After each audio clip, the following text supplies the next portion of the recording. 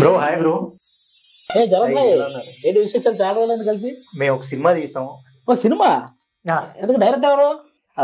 మణిరత్నం గారా? అబ్బా ఛాన్స్ కొట్టావు అబ్బా. మణిరత్నం గారు అంటే అసలు ప్రొడ్యూసర్ సురేష్, దగ్గుపాటి సురేష్ బాబు గారు.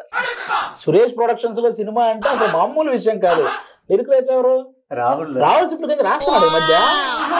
ఓహో అలా వచ్చారా? ఇంతకు మ్యూజిక్ డైరెక్టర్ రెహమాన్. అరే మ్యూజిక్ డైరెక్షన్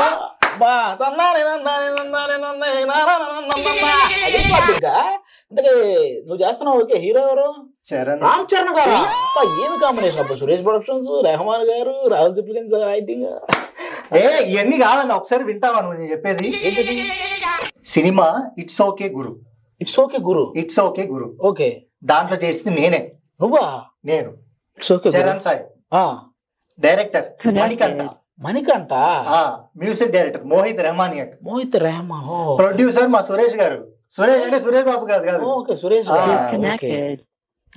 దాంట్లో సాంగ్ రిలీజ్ అయింది, మీరు చూస్తారని చెప్పి తీసుకొస్తే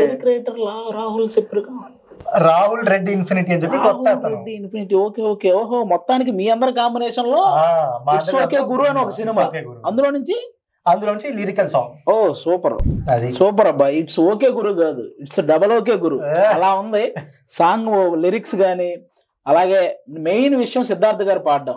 సిద్ధార్థ్ గారు ఆల్మోస్ట్ మన అందరికి చాలా చాలా చాలా ఫేవరెట్ పర్సన్.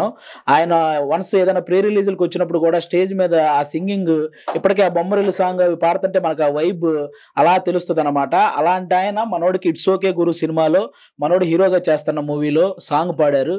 నాకైతే చాలా చాలా బాగా నచ్చింది. యూట్యూబ్లో రిలీజ్ అయింది. మీరు కూడా చూసి ఆ సాంగ్ని ఇంకా సక్సెస్ చేయాలని మనస్ఫూర్తిగా కోరుకుంటున్నాను. All the best brother. Thank you.